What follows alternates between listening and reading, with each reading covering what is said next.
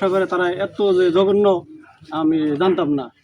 তে আপনাদের যে এই যে তাই সে যে মারা গেছে, সে তো অভাবে পইরা 2টা মেয়ে নিয়ে এই টাকাগুলি তো আপনাদের কাছ থেকে নিছে।